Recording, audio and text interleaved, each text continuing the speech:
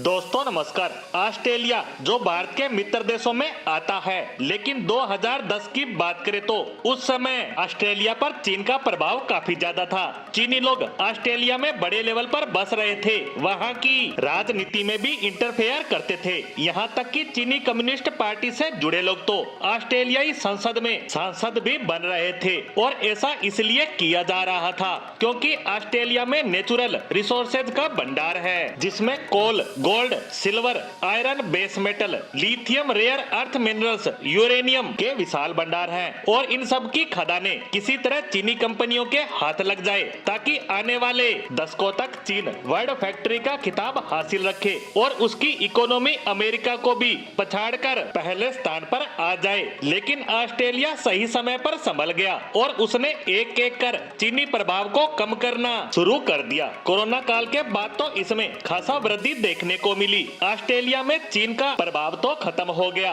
लेकिन अब खदानों का क्या किया जाए? अब किसी न किसी कंपनी को तो देनी ही है। इसीलिए 2020 से ही ऑस्ट्रेलिया ने ऐसे देश की खोज शुरू कर दी जो उसका करीबी पार्टनर हो, उसका भविष्य में साथ भी दे, रिसोर्सेज का सही से इस्तेमाल करे और भरोसेमंद भी हो। और अब ऑस्ट्रेलिया की यह खोज भारत पर आकर खत्म हो चुकी है। दरअसल ऑस्ट्रेलिया ने भारत को gold mines, lithium ion mines दे दी है और भारत ने इन खदानों से लिथियम और गोल्ड निकालना शुरू भी कर दिया है। और यह भारत के लिए एक ऐतिहासिक जीत है क्योंकि ऑस्ट्रेलिया ने हमें जो माइंस दी हैं उसका मेजॉरिटी स्टेक भारत को मिला है, यानी इसमें से जो भी खजाना निकलेगा उसका बड़ा हिस्सा भारत का होगा और छोटा हिस्सा मिलेगा ऑस्ट्रेलिया को। और यकीन मानिए, अगर भारत को भविष्य में मैन्युफैक्चरिंग हब बनना है तो यह उसके लिए बहुत ही बड़ा स्टेप कहा जा सकता है, क्योंकि गोल्ड का इस्तेमाल ज्वेलरी के साथ साथ इलेक्ट्रॉनिक इंडस्ट्री में बड़े पैमाने पर होता है। साथ ही इसमें सिल्वर का भी इस्तेमाल बड़े पैमाने पर किया जाता है। वहीं बात करें लिथियम आयन की तो